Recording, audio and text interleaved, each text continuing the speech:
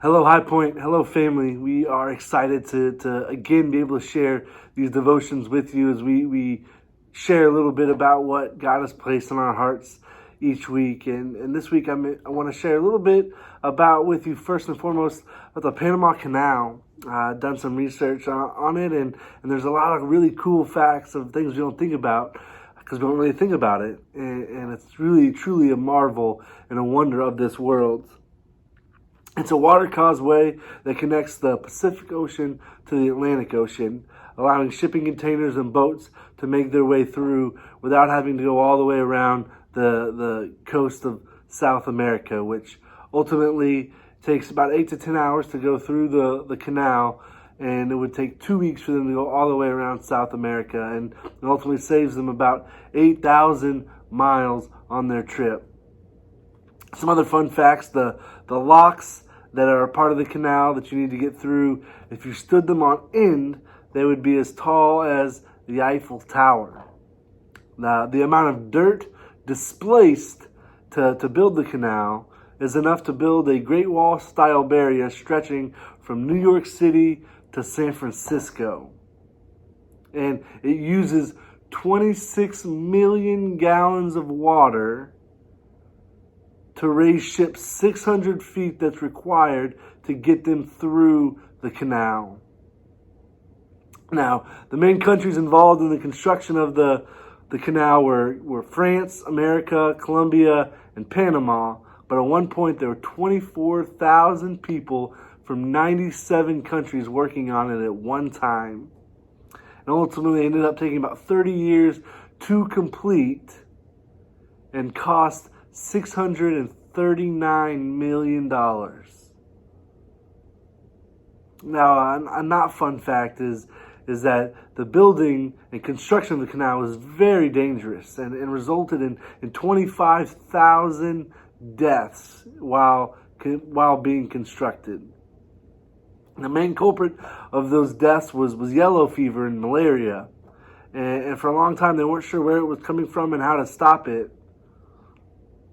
But they came to the conclusion that ants were the reason that the disease was spreading. And so what they would do is ants hate water. They can't swim. It repels them. And so they would put legs of the hospital bed legs in water. And they would build boats or moats around fruit trees to keep the ants away from the fruit. And it was very successful. There was no ants around. But the deaths continued, and they weren't sure why. And it was ultimately when they found that mosquitoes were the culprit. Mosquitoes were responsible for the carrying of yellow fever and malaria. And what loves stagnant water? Mosquitoes. See, I can relate to this. I know I want to do the right thing, but I do it in the wrong way. I want to use my phone because I feel like it's going to make me connected, but actually all it does is isolate me.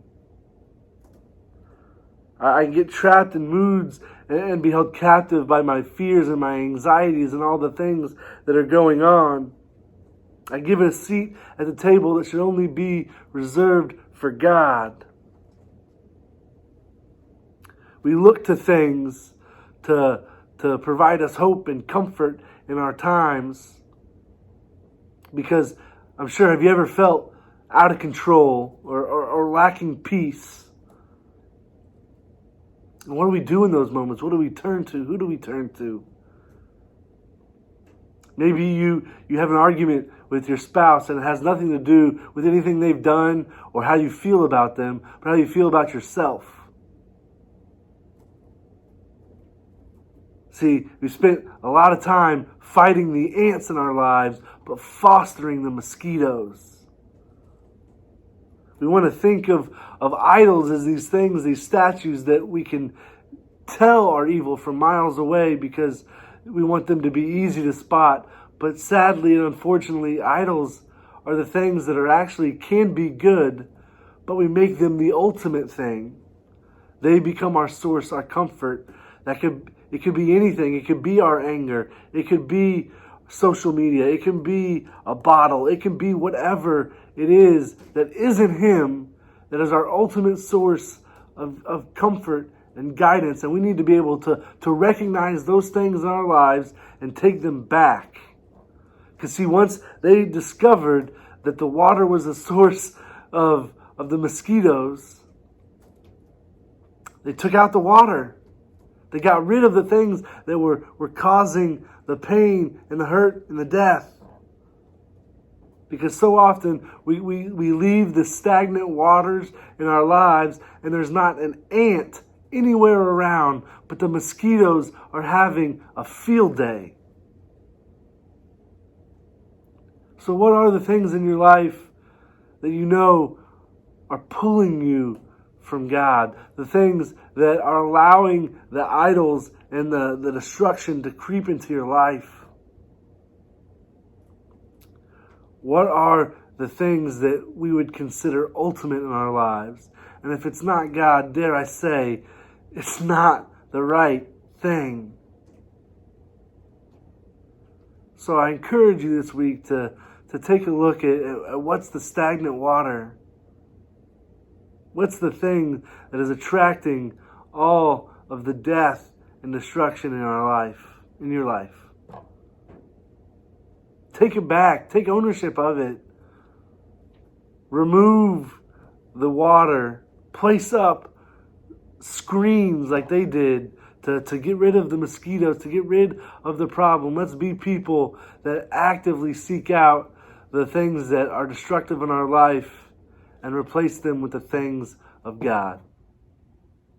Thank you all so much. We love each and every one of you. Praying for you and can't wait to be with you all again soon. Bye.